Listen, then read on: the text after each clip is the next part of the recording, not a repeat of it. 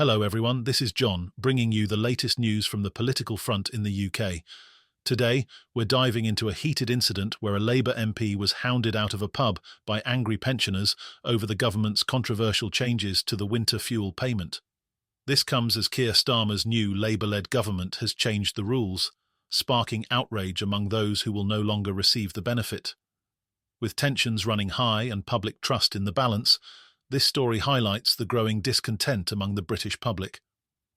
Before we delve into the details, don't forget to hit the like button, subscribe to the channel, and join our rapidly growing community for more insightful updates on current events and politics.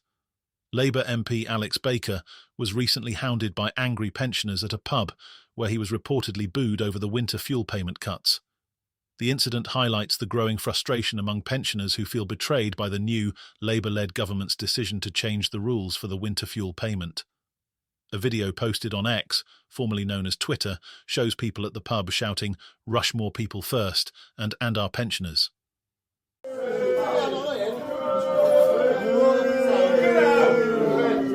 Not welcome! Traitor! Guys, that is enough!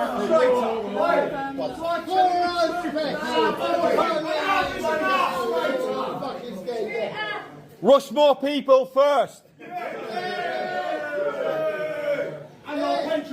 The new policy means that only pensioners who qualify for certain benefits will receive the payment, significantly reducing the number of eligible recipients.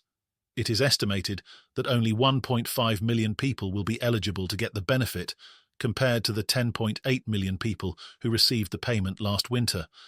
The policy, launched by the last Labour government in 1997, costs nearly £2 billion per year.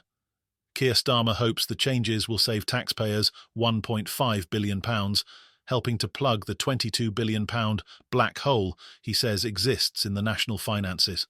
However, the Tories and charities fear that this move could leave some over 65s cold this winter. Ms Baker recently shared a detailed statement on her X account about the winter fuel payment cut, explaining why she is supporting the policy.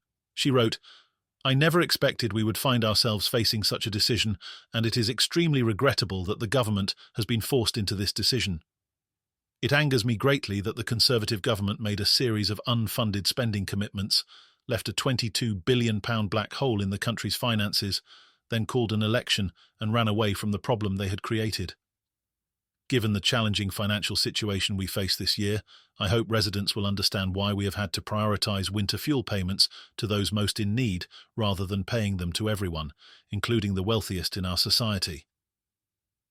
In another controversial move, the Labour government's early release prison policy has come under fire.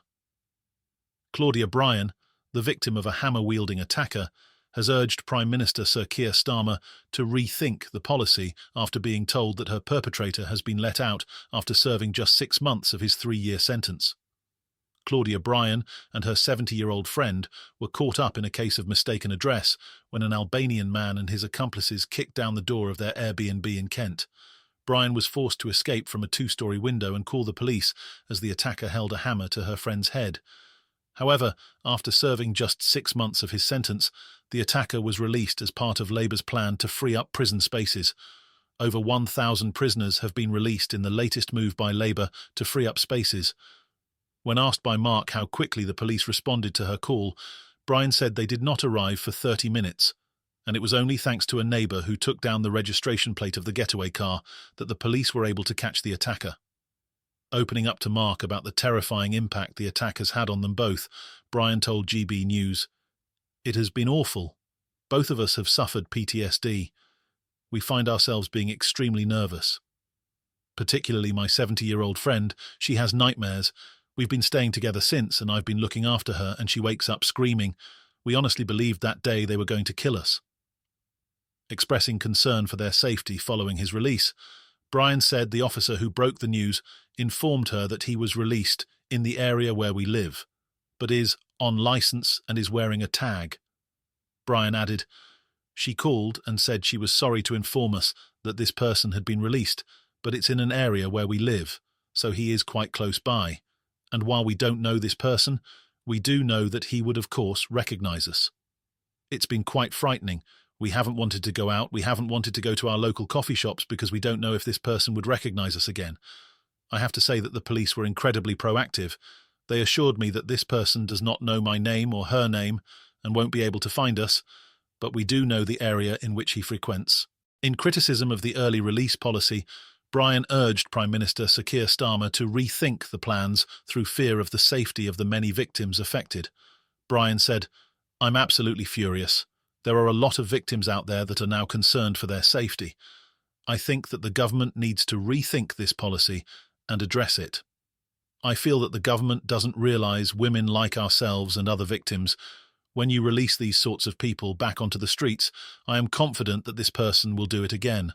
And I'm also confident that they probably might hurt somebody the next time." Several charities have welcomed the report, with the Chartered Society of Physiotherapy noting that community rehab keeps people out of hospitals. Mental health charity Mind called the report a dark day for mental health, highlighting the dire conditions in which people in mental health crises are being held. SNP Westminster leader Stephen Flynn criticised the UK for lagging behind European neighbours on healthcare investment and staffing, warning that without urgent funding, the NHS will be further damaged. The Green Party accused Labour of being hooked on reform rather than investment, suggesting that wealth taxes could generate billions for the NHS, A&E and cancer referrals. The latest NHS performance data for England reveals overall waiting list.